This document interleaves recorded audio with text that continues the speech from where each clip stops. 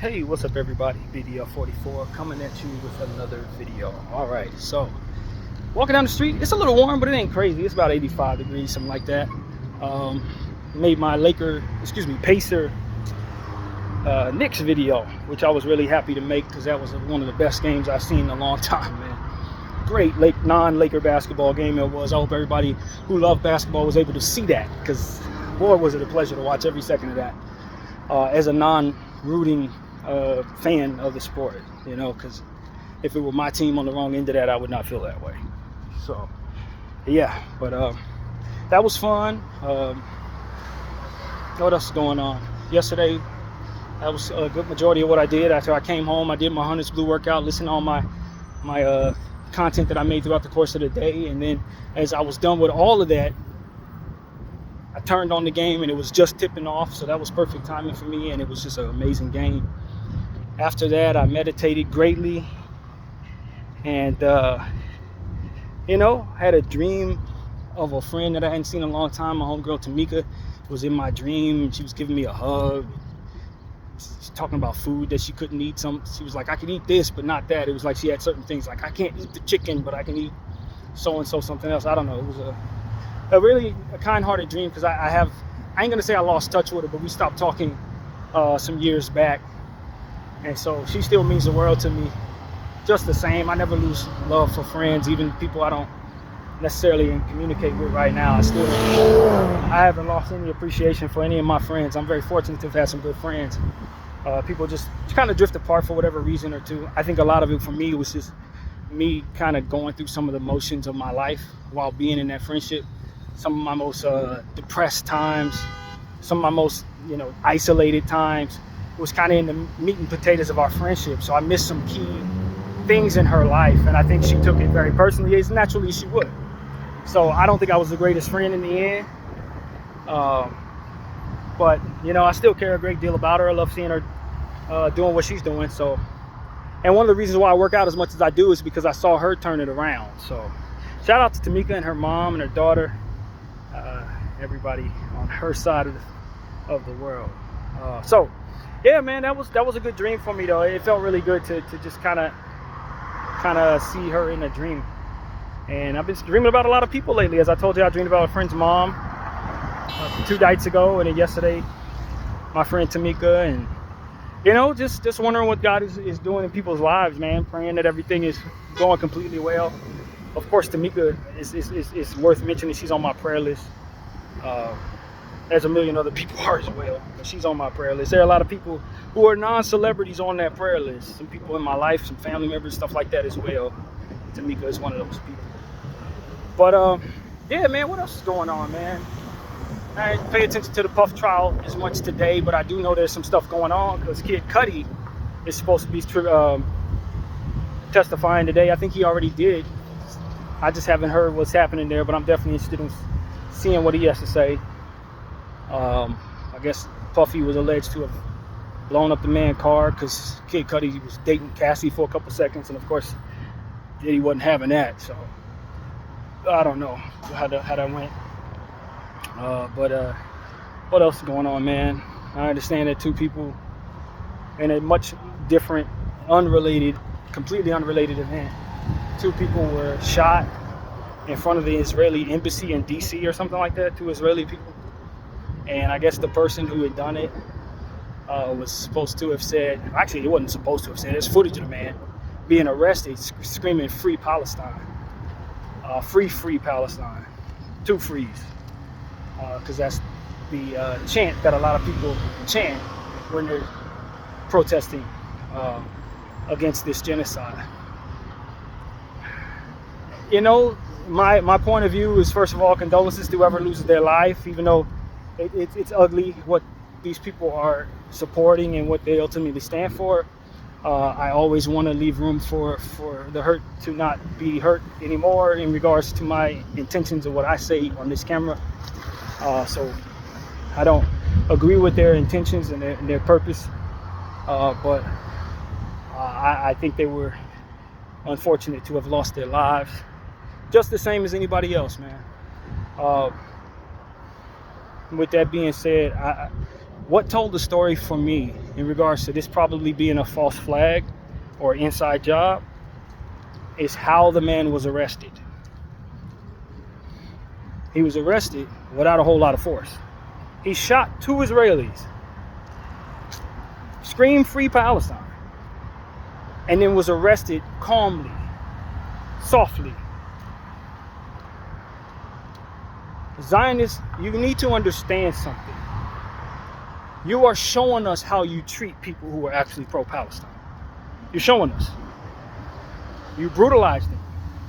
You handle them with a certain level of force because you believe them, or you want us to believe them, or you're trying to move along with the guise of them being terrorists.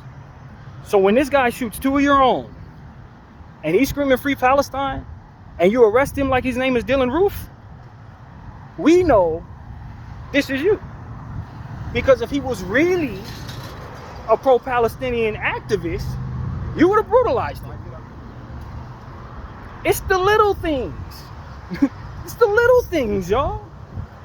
Not to mention that you're running around doing the Hannibal Directive all the time. We all know about the Hannibal Directive. It's when you kill your own people to justify whatever it is you're trying to justify. So, of course, in this situation, the idea is to paint pro-Palestinian activists as people who are rogue, who are going to pull some Luigi on y'all. So that's to continue to paint people out to be terrorists or terrorist supporters. So we know what you're doing. You're not slick. And to be quite honest, this wasn't the greatest attempt. You sacrificed those people's lives in a half-hearted attempt. That's what really happened there. Half-hearted. Because you think so little of the people who are viewing. You think so little of the goy that you don't think you have to try too hard to fool us. That is not the world you are in. That's not the world you're in. You think we are not aware of your tactics and the way that you operate and what you're trying to do? We know.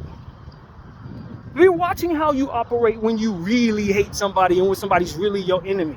You ain't gonna walk him out the room with his hands behind his back, free and clear with the camera facing him as he says "Free, free Palestine." Like, what are you doing? What actually are you doing? That was such a lame, half-hearted attempt. And honestly, I just think at this point, they don't really have a lot of effort in their back pocket. To me, this attempt seems worn, like a person who's worn down, who's arrogant in the sense that they don't respect the audience at all, saying, "Man, let's just throw something at it. We're going to get them this. Let's just throw something at them. Here, man, send some dude in that's on our side. Have him pop 2 of our guys on some sacrifice Hannibal Directive stuff. Have them scream "Free, free Palestine." And this will work, because we don't think nothing of the audience at all. We don't even think. This is what's wrong with being fat and happy and spoiled beyond belief to the rest of the world. Now when it's time for you to do things that cover your backside, now when it's time for you to enact new tactics that aren't overused, you don't have it. You're lazy of the mind.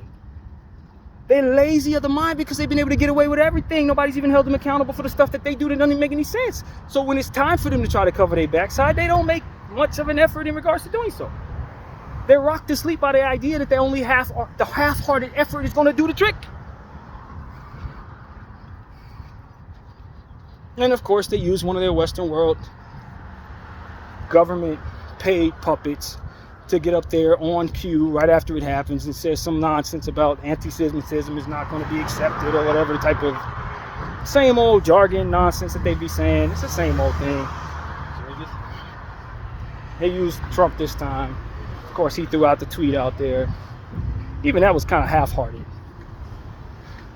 And so for me, I'm just like, man, I don't know, man. If we're going to keep on buying this stuff, go ahead and buy it if you want. But at this point, I think the efforts are half-hearted, to be honest with you. I don't even think it should be taken that seriously. You look at stuff like that and say, all right, well, condolences to the people whose families have to mourn them over this half-hearted attempt at further justifying something that's really is just the worst thing in the world. They want to justify killing people, killing children. And the problem is, amongst many problems, one of the many problems that they have is that these Israelis keep getting on television not backing the play. They want us to believe something about October 7th and all these damn hostages, but it's always somebody from Israel telling the truth. They had a lady on camera, that's this footage going around today. A random citizen talking about it's so important that when you're in war that you kill all the offspring of the people that you go into war with. It's to prevent future generations from coming back and getting you. It's like, we know that's what your intention is. We know. She knows and believes that to be the case. And then furthermore is telling all of us because she doesn't see anything wrong with it. See, when you raise an entire nation of people with a warped sense of what should be done versus what shouldn't be done, who they are versus who everyone else is. And when they go out into the world, they think this is expected. They think this is acceptable amongst the rest of us. They looking at all of us like we're crazy because we don't align with this. Like, you weren't taught this too? Hell no, we weren't taught that. It's the opposite of what we were taught. But see, that's the problem. When they raise these people in such a bubble, in such a cult-like bubble, their norms and what their expectations are for the norms of others is just wild. So while they're trying to get us to align with what it is that's being done there, knowing that we won't accept it outright, when they put a camera in any of those people's faces, they tell us the truth because they don't know why they shouldn't. They're not in touch with us to know that we wouldn't be fine with this or that we don't accept this. So it's like you're not even backing your own play. You're not even, and they're trying to balance out keeping those people happy in that land, keeping them off their ass, and balance out the acceptance that they need to keep our support. That those two worlds don't even match. That you can't even match. You can't mix those two worlds. They're doing an awful job, one of the worst, of trying to make those two worlds blend. And that's why I say, man, for those of us who are still running with that narrative, literally any narrative that comes out of their mouth, at this point, where we are right now in May, you have to try to ignore certain things in order to align with that. Because the footage, the testimony, the credibility of people who have testimony is intact. To this point, it's like, if you're just fine with people killing Palestinians, that's really the only thing left to say. You can't really run with the whole narrative of anything that Israel says, because Israel, in a nutshell, is not even on the same page about what they're telling people. Their government is saying one thing, the American government is saying something else, the citizens are saying something else. There's no consistency with any of it. And then the evidence is showing us what they're doing. You have to literally ignore so much, so very much, to align with that ideology, or with that narrative rather. You gotta ignore a lot of things. And so that's what I'm telling all of y'all, man. Don't. At this point, people are revealing where they are as it pertains to the line drawn in the sand.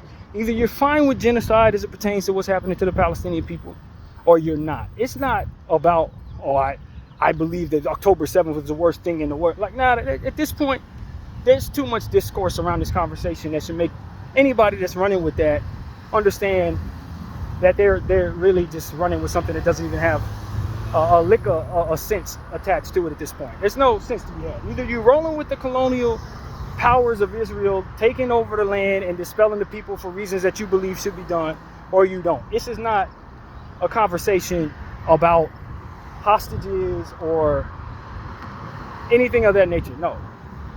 At the end of the day, those who support Israel believe that the Jews from Europe should be given the land, and that the measures necessary to inhabit the land are kill off everybody on the land and take it over.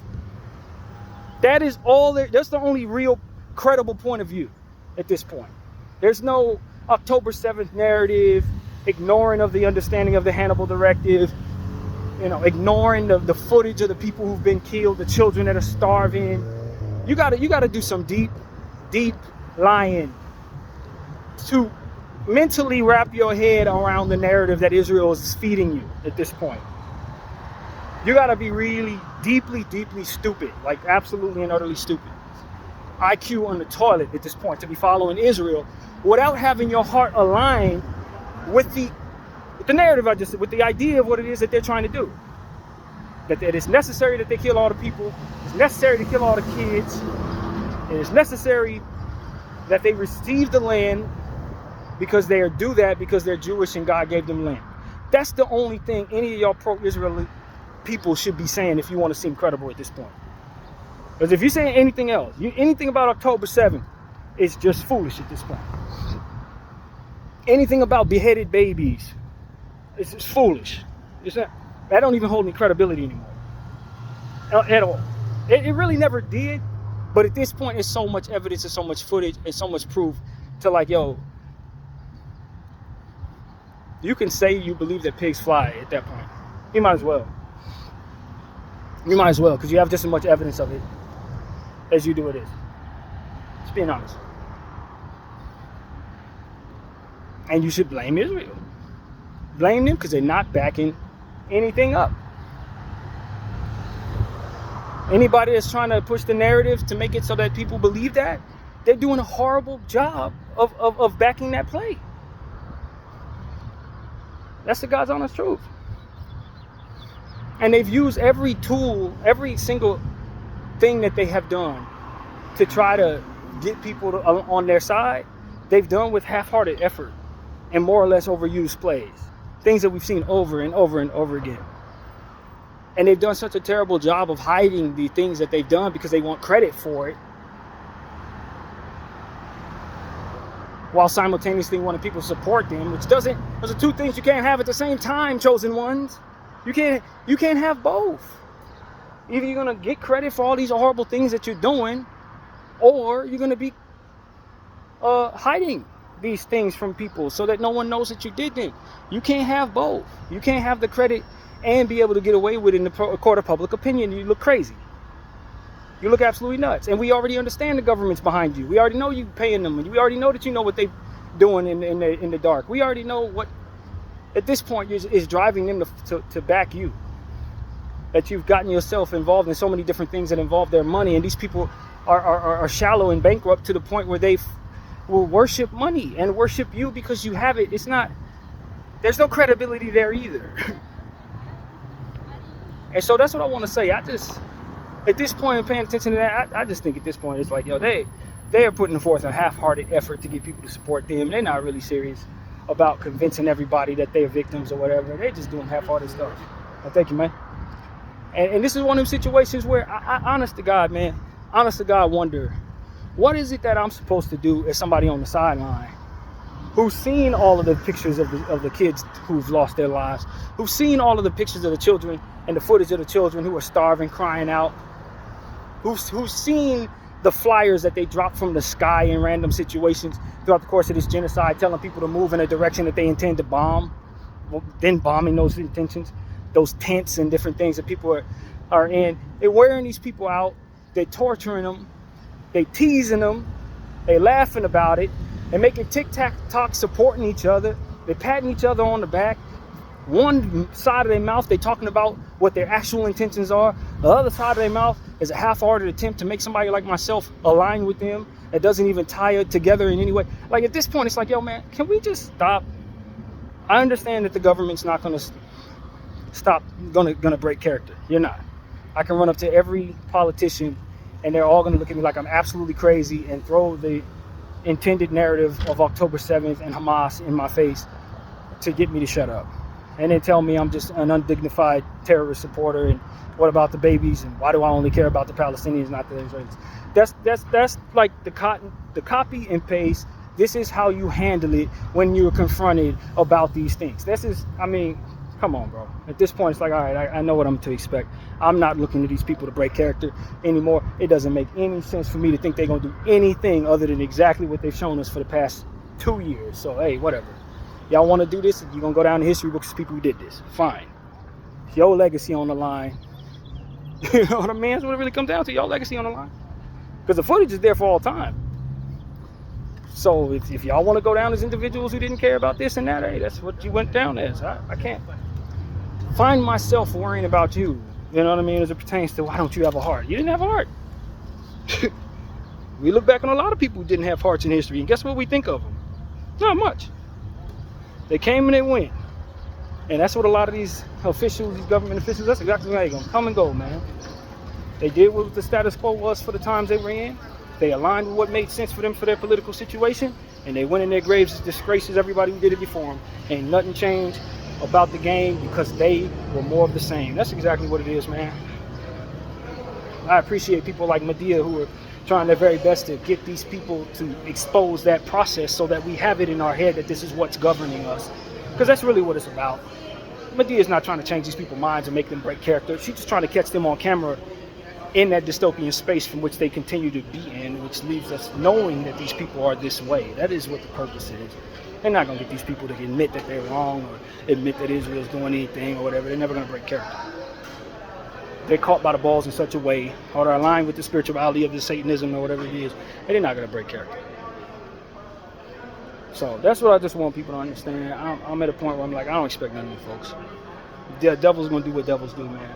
If these people don't see the wisdom in changing their ways, they're going to get bit by them, just like everybody else who plays games with God, man. I tell you the truth. When you learn this lesson in life, you look at people who are doing stuff like that, and you just be like, I know what's coming for you. Bdf 44. I thank you for watching. I'm out.